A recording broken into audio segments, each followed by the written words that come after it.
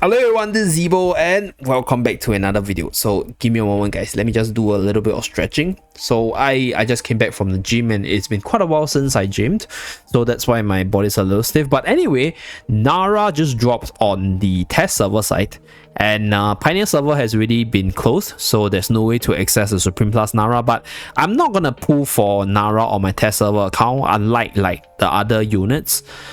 Previously we put for one copy of Lenya, playtest her to see her viability. We also put for one copy of Mikola, playtest her and do her viability. So the plan for this test server account usually is to pull for one copy of the new unit and then playtest the unit to see the potential of the unit and then give our initial impressions.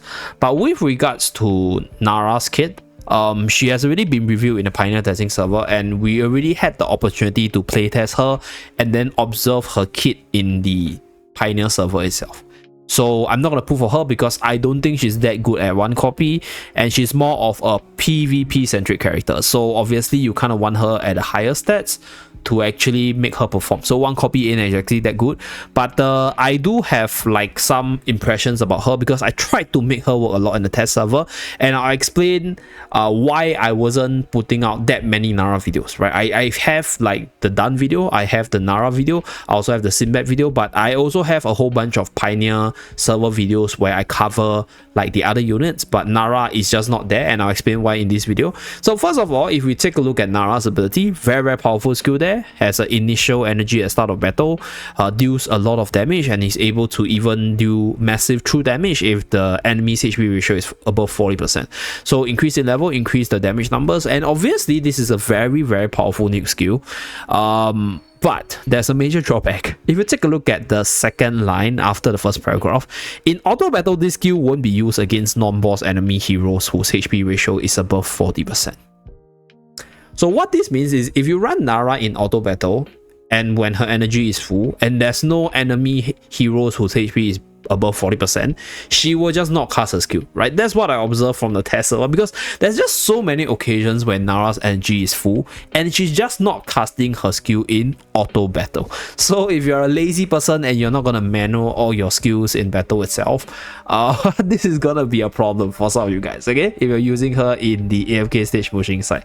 So I think PvE wise Nara could be viable. The quick sniping potential to just quickly snipe down some key targets like healers or shielders or very annoying units from the PvE side is helpful, but then you have to manual her skill to make sure that she consistently casts her ultimate, because this skill will not be used against non-boss enemy heroes when HP ratio is above 40%. So even if she has full energy, if there's no enemies below 40%, she will use a skill on auto battle. Okay, do take note of that. And in Dream Realm, she will automatically cast it because this only applies against non-boss enemy heroes, right? So against bosses, she will still use a skill for the massive damage, but against Dream Realm bosses, I don't know what's the threshold for that.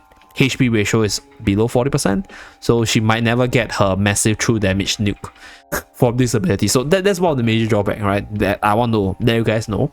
And with regards to her other kit, Phantom Chains over here, 4-second cooldown, is able to pull an enemy, right, and then the enemy will lose HP as they move towards your team or move towards Nara.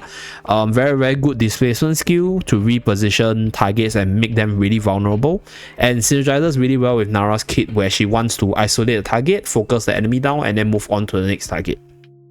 So this skill has one issue though. So I mean, I'm not saying that Nara's bad, it's just that these are the things I observed from the Pioneer testing server side, which means that in the global side it could be fixed, right? It could be a programming issue and it could be fixed on the global side as well as the test server side. But in the Pioneer side, what happens is at the start of battle, right, she will use Phantom Chains and pull somebody in, and usually the enemy will be isolated from the enemy's team and then put to your team, right? But if you use Phantom Chains on units that are inbound, units with control immunity like Igor, Lily May, or units that like when she casts a skill the unit goes into the air like Dino for example, or maybe even like pull the Damien card for example, if the enemy doesn't move towards her, what will happen is this skill will go on cooldown because there's a 4-second cooldown obviously, and right, she will walk towards the front line. So this makes Nara become super duper vulnerable because Nara has no survival skill. She's a full offense character, relies on putting enemy units in, isolating them, and then bursting them down. So this skill is I'll leave it to you guys to experiment on your own, like if you are a Nara lover, but this skill has a little bit of jankiness to it. Like there's a lot of situation where this skill actually causes harm to Nara herself. So that's I'll leave it for you guys to actually explore, okay? But I'm just letting you guys know that it's there, and I'll definitely be doing more playtesting on the global side, because that's where I'm able to get her to Supreme Plus, so that's where I can showcase more of her footages. So that's for the second skill. So third skill, Killer Kick, is just a very basic additional damage with knock into the air control, so you can obviously combine this with Almas, right, for the additional control effect. So that's that for Nara. And then the hero focus is additional attack increase, and then more attack on Q or assist. Okay, so for this part I actually have to re-record it because there's actually a major change. If you guys have saw my previous unit preview, her EX weapon skill right here, the level 3 one, when Nara's energy is full, she casts random chains on an enemy outside of her normal attack range with an HP ratio below 40%. This was actually in level 4. So for you to unlock this skill, you need to get EX 15, which is, I'll say, quite detrimental for her, because that instantly amps up the cost of the essence part to upgrade her EX weapon. And that's why there was, I think, a lot of feedback to actually lower this to level 10, and they did. So this adjustment made her EX weapon a lot more resource friendly, a lot more accessible for players with lower resources. And I don't think I need to explain much for this skill, because this skill is just additional damage as well as healing on your team when you kill an enemy with the ultimate itself. And the Supreme Plus weapon enhanced force skill is, the Supreme Plus skill is as such as well, additional energy when she defeats an enemy. So her theme is basically that of isolating targets, spamming ultimate to kill them, and then getting a whole bunch of benefits to steamroll from there.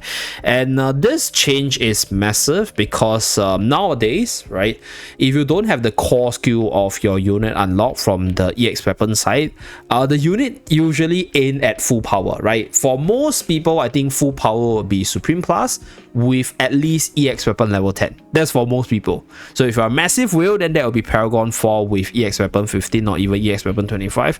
But for Nara's kit, this change from the skills from level 4 to level 3 is big. And on top of that, I think in terms of the normal server itself, Nara would probably have more room to perform, because in the test server, I think one of the reasons why she wasn't able to shine was particularly because everybody just had like every unit. So you have all the T0 gods and demons out there, and then obviously you have all the best teams and the strongest team combinations available because everybody just had all units. But in actual gameplay, that's not usually the case unless you are a massive spender.